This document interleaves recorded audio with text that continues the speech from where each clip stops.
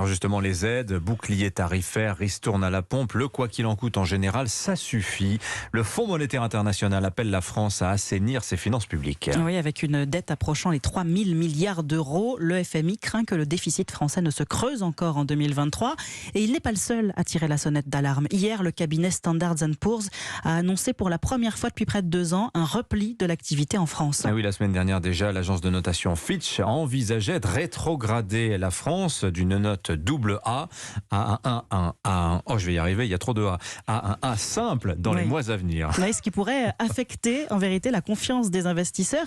Cette note, elle est cruciale pour le pays. Mais comment est-elle décidée? Comment fonctionnent ces agences de notation? C'est le tuto de la rédaction d'Europe 1 avec Barthélémy Philippe. En fait, les agences de notation sont des organismes privés au service des investisseurs qui achètent des dettes d'entreprise ou d'État sur les marchés financiers. Elles sont chargées d'évaluer les capacités de remboursement des emprunteurs, qu'il s'agisse d'entreprises, de collectivités locales ou d'État.